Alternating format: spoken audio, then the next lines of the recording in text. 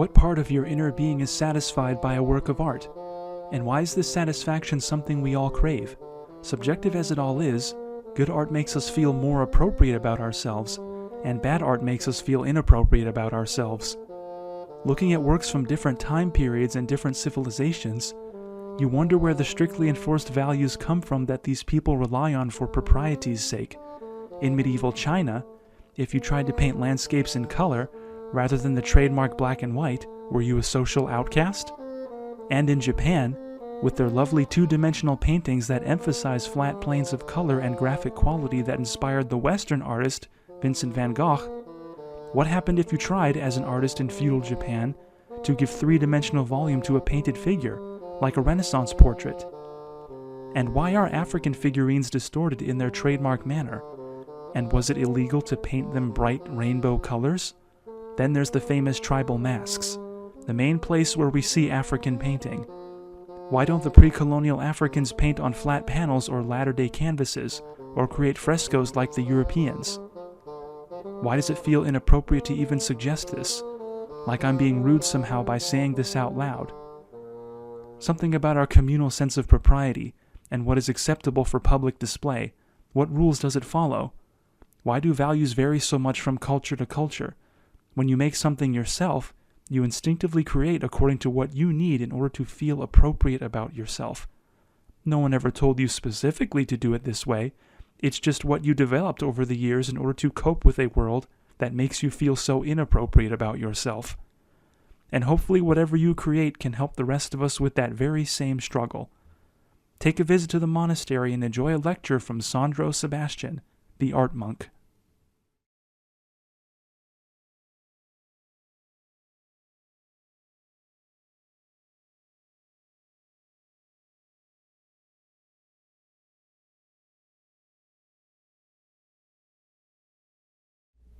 There are many people who will ask, how will I know when God is talking to me?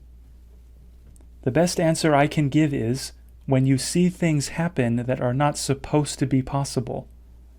That's how you know God is trying to reach you. Just don't ignore it. Or when you see a lot of things happen in a row that can't be a coincidence, yet this explains everything. Don't run away from it like most people do. It will answer questions you've always had, questions that no one else will be able to answer.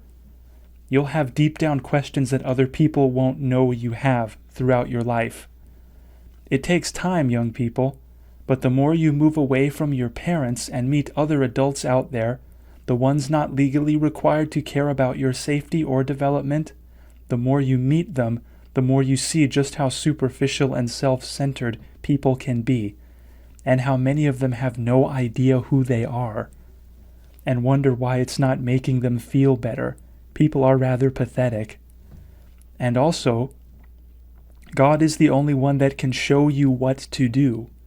There are parts of your personality that you won't know what to do with, parts of your existence that don't add up, and you'll need someone to fill in the blanks for you. And sometimes you'll want an answer so bad that you'll do what I did. You'll get on your knees and you'll pray to God and beg Him to take full control, no matter how unpleasant it becomes for me or how much I disagree. Have you ever made the following prayer? Got on your knees and said, "Just lock me in a room, Lord, and don't let me out of the room, no matter what I say or do, no matter how much I kick and scream, no matter how difficult it gets. And I beg you to let me out. Don't let me leave, please. No matter how much I complain, I'll figure it out. You know I will. Just don't let me give up, Lord." If you've never made that prayer, then you're not really living. God is the only one who can arrange this kind of situation for you, the only one who can push you into a room and lock the door behind you. This is what makes this relationship unique. No other relationships are like this in your life. No matter how much money someone might have, or whatever political power or connections, all of which can be useful, I'm not saying they're not, no one knows you better than God.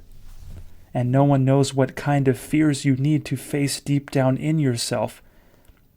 And the great thing about God, among many, is that he doesn't have a desperate need to be liked by anyone. He doesn't need the validation and isn't trying to get rich off of you. Nothing in it for him. God is the only one who loves you enough to tell you when you're wrong, even when it's the last thing you want to hear. Dumping him only hurts you.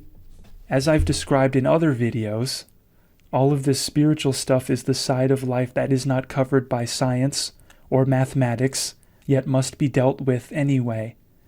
As a person journeys through existence and is forced to make choices.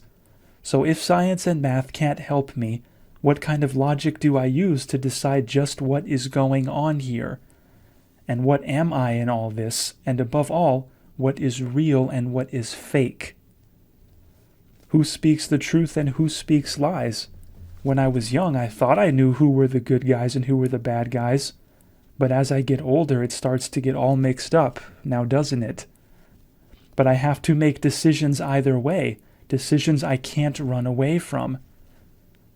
At that point, I have to turn to a kind of reasoning that is more of an abstract nature, imagining just what the human identity is and what is at stake with it, what is its poetic place in the universe, and what does it need in order to feel appropriate about itself.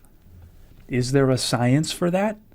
Is there some logical equation or formula that helps us study the way we see ourselves inside of our heads?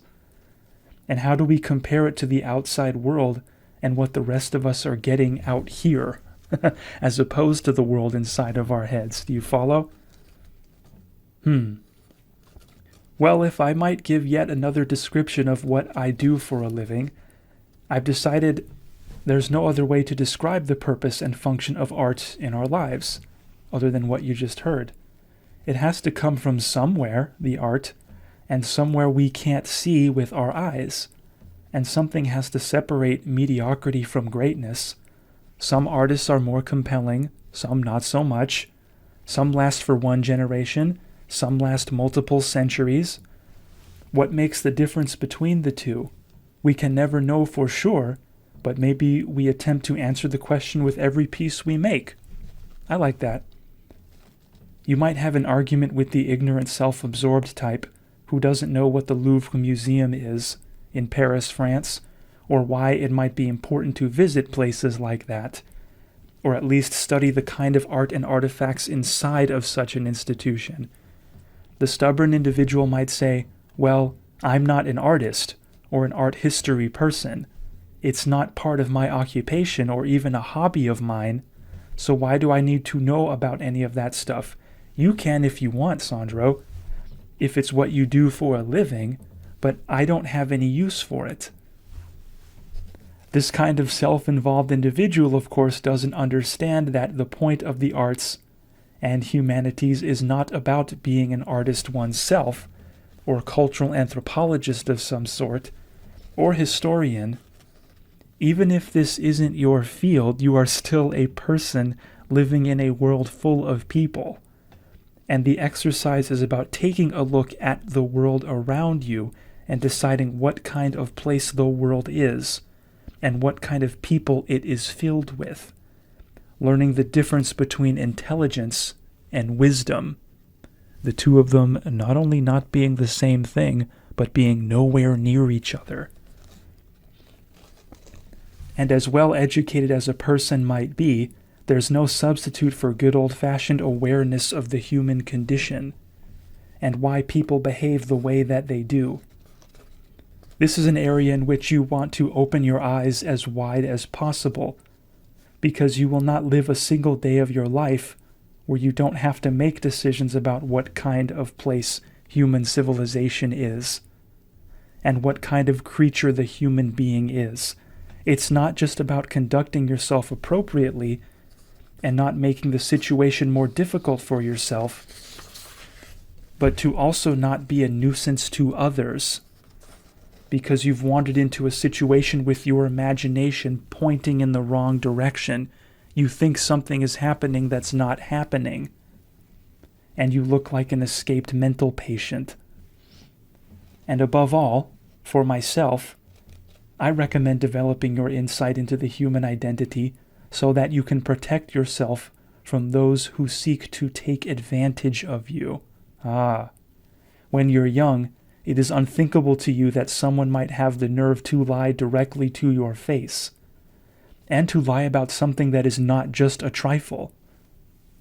An unscrupulous individual may lie about something major in your life, or if not directly lie to you, at least manipulate your insecurities that they are able to perceive in you, and keep you insecure long enough so that you make a decision on blind impulse before your sense of logic kicks in. Like a salesperson putting pressure on you to buy a product because everyone else is doing it, and you won't be fashionable if you don't, even if your logical side speaks up the very moment after you've made the purchase, realizing that because of your lifestyle, or your profession, or where you plug into society, and what resources you do and do not have available, or because there may have been alternative products that you could have bought that performed the same function at a lower price, even if it cost you a little bit of convenience.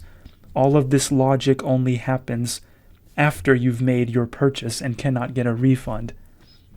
Salespeople, huh? There are some people that just understand that side of human nature, the part of us that is weak against social pressure. And don't ever think that people won't take advantage of your insecurities. That's the first thing people go after. Filling your head with works of art and literature, however, art and literature from around the world and across centuries, broadens your perspective and lets you see more deeply into the mind of a liar or manipulator, so you can try to see why this person thinks they have to do this. The reason that liars and manipulators catch you off guard, especially when you're young, is because you don't know why a person thinks they have to be this way. The best example I can give is the opposite gender, whoever that is for you. You know, that mysterious other group you share society with, the ones that haven't figured out that we can't read each other's minds. You know them. They think they have to trick one of you into being with one of them, or try to manipulate many of you at once, like it's some kind of game. And then there's the myth of sexual conquest as proof of some sort of prowess with the other group, like you are proving you are good at something by sleeping with large numbers of them. When a woman is young especially, she learns the hard way what a predator is by unfortunately falling victim to one herself. A man who maybe forced himself on her, or even lied and manipulated in order to get consent, only to hastily abandon her and move on to the next one, or perhaps was juggling her with multiple others all the while. This catches the young lady off guard because she doesn't understand why an adult man thinks that this is something he needs to even do. What does that achieve? What does this improve about your life? Or if you do it just for the excitement, what makes it exciting? The explanation would be, and I only tell women what I would tell my own daughter if I had one, the explanation is that the opposite gender cannot read your mind, and they don't know how you see yourselves inside of your heads. They don't know how to choose they don't know how you choose partners, or what human sexuality looks like from your group's perspective. So from his perspective, it looks like something different is happening. It looks like he has to do something that he doesn't have to do. This is a guy who's not that bright, remember. There's a certain kind of wisdom that appears to have faded from the world over the course of the 20th century. And that's to understand the difference between something that is immoral and obscene, and might be controversial for that reason, or something that is just plain not necessary. People think that a conservative individual might advise against sexual promiscuity because it goes against God, or I find it yucky, or I want everyone to be stiff and rigid all the time because I want to ruin your fun. You know those religious types, they just want to ruin everybody's fun. That's not really it. The wisdom is in understanding not just that it is immoral, but it's something you don't need to do. That's not what people are. That's not how the other group feels about you. And that's not how they feel about sex. That's just what predators and whores want you to think. But all of this is not a physical science, not biology, and not chemistry, as referenced in slang terminology. You know what I mean. It's abstract, invisible, based on how we see ourselves inside of our heads. How do we practice that skill for self-defense? Someone like me provides tools for doing that. I'm just using this area of human behavior as an example because it's an area in which we are all vulnerable, which is why the crimes committed in this area are taken so seriously, as they should be. Whoa. It's an instinct we all have to make sure the human race doesn't go extinct. Therefore, it deserves to be respected and protected. In the name of Jesus, people. Yeesh. Now, the opposite side of this predatory male coin would be women that march into a room of adult men in some professional or political space and demand equal rights, because I don't feel like being a housewife. This behavior in its most extreme form can be just as devastating as a sexual predator who is an adult man. That's right, we're doing this now. Buckle up. The lecture is not about one gender being right or wrong over the other gender.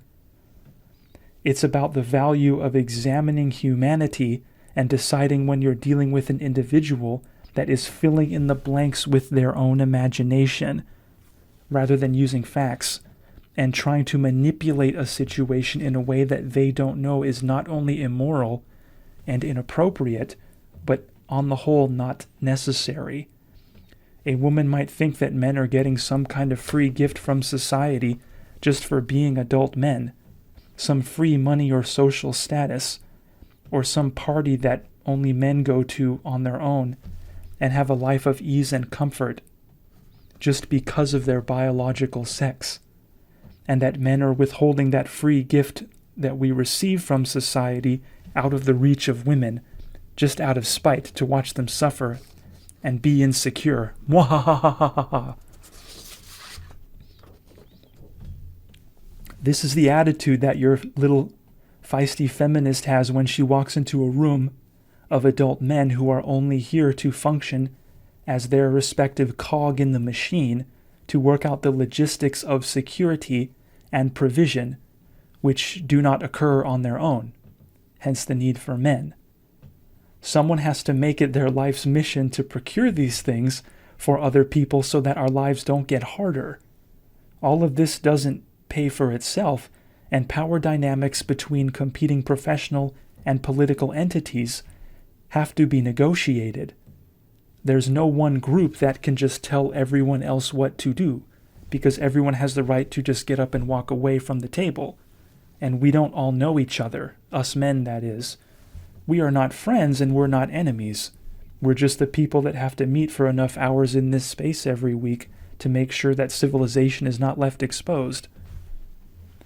So this little campaign to force women into this workplace so they can copy what it looks like on the surface with a group of random adult men that are not your father or grandfather, nor are they your uncles or brothers, nor are they the adult men that may have been hired to look after you when you were in school, teachers, mentors, or coaches if you played sports, and they are not your husband or even a suitor who is courting you.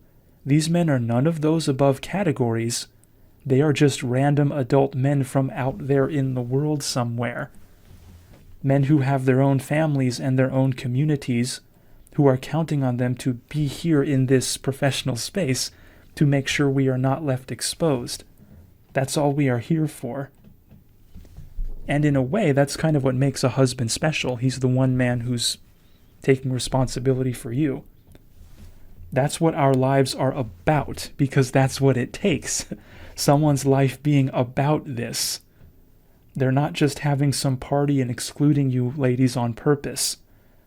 That's not how the masculine groups see themselves inside of their heads. They're not women. That's why we have marriage. Fuck me. I don't take orders from someone's bratty little teenage daughter. Not everyone wants to die screaming. So you see, ladies, just like the sexual predator that you encounter, I'm not responsible for how you fill in the blanks with your imagination. Not only is what you are doing immoral and abusive, it's just not necessary. This is not something that you have to do. That's not what kind of place the world is. When you think something is happening that isn't happening, and storm in there with your attitude, ladies and gentlemen, not only will you look like an escaped mental patient, but someone is going to get hurt.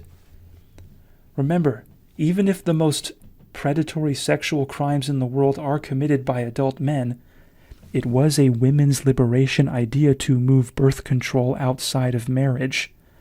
That's the legislation that men look at with confusion, like, not only is that immoral and quite dismissive of the opposite gender's identity, hey, excuse you, it's just plain old not necessary, as in that's not something you need to do. Do we understand the difference? Not just immoral, abusive, and dangerous, and unwise, and short-sighted, that's just not what people are, and not what kind of place the world is. Studying the arts and the science of the human imagination is about giving yourself the tools to make better decisions about what's really going on here.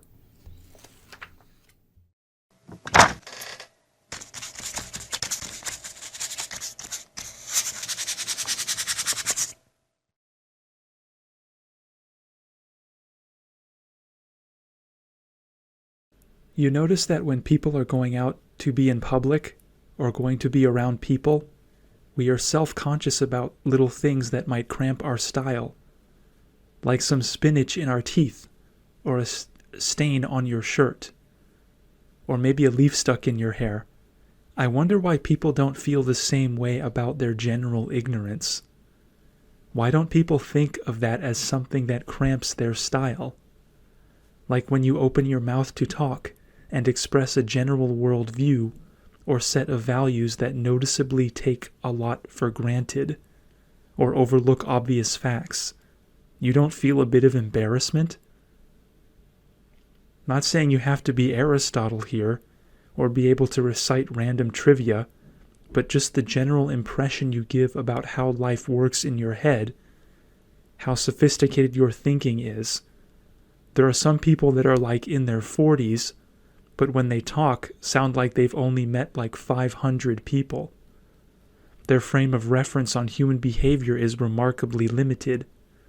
Like maybe you're the kind of person that never read a book after finishing school. You graduated high school, and the moment that no one was legally requiring you to read anything, you didn't bother. So in your mind, you are a 40-year-old, 18-year-old. Why don't people take the time to expand their worldview and learn more about the world around them? The same way you check your reflection in the mirror, making sure there's no spinach in the teeth or a stain on the shirt before going to a social event. Let me explain how a magic act works. The magician controls what the audience sees and what the audience doesn't see, and we fill in the blanks with our imagination, making it look like something is happening that's not really happening. The fact that you know it's a trick is what makes it fun. The performer is cleverly concealing the method and fooling you.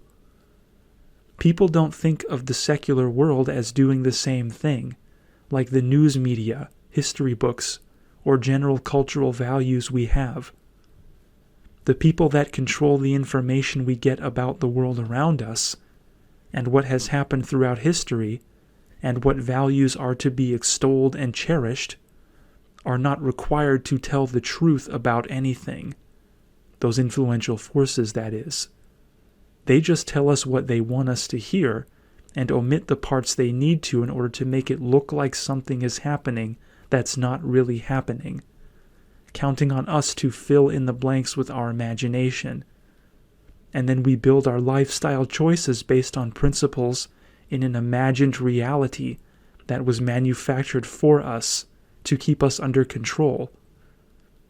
After all, why would they not do that to us? Because people wouldn't dare have the nerve? Are you sure? Even the people in your personal life will do the same thing. Your surrounding society will also trick you into chasing after things that simply don't exist, telling you that it can fulfill you or fill a void inside of you. Keep in mind, this is a void that the world told you you had inside. It told you you were missing something, or tricked you into thinking that everybody else is having some sort of great time out there, and you are missing out. So you need to go out there and catch up, or you'll get left behind. But you do have the right to protect yourself from other people's mind games. There are ways of discovering what kind of place the world is on a poetic, abstract level. The non-physical side of existence, the side that deals with values and morals, and where our behavior comes from. You can protect yourself from the assumptions people make about what humanity is and what we ought to be doing here. Because no one knows for sure what people are, no one knows for sure what we ought to do here. But people make strange assumptions with their crazy imaginations. Some people think we should discriminate against people based on skin color.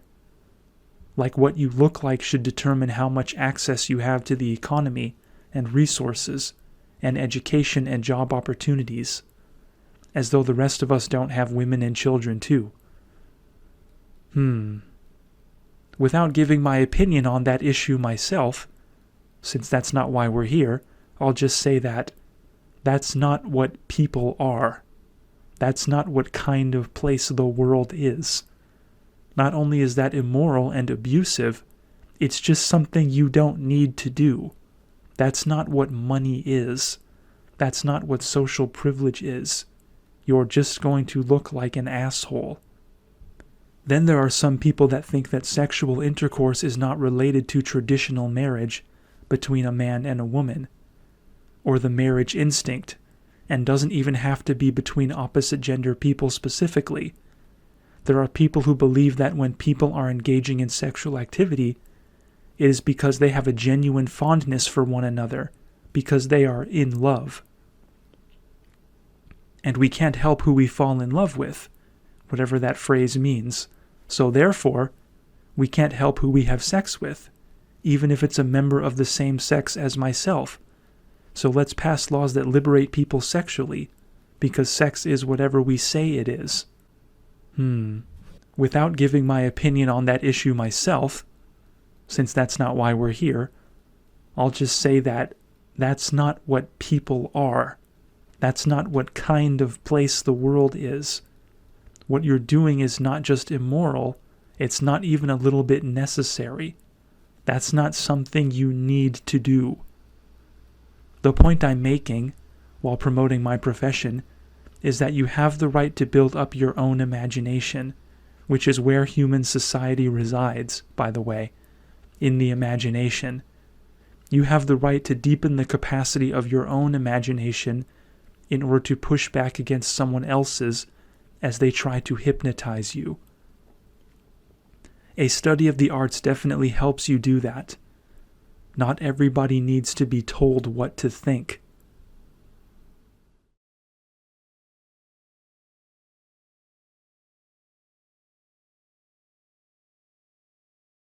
Boys Bleed is a fantasy adventure short novel written and illustrated by Sandro Sebastian.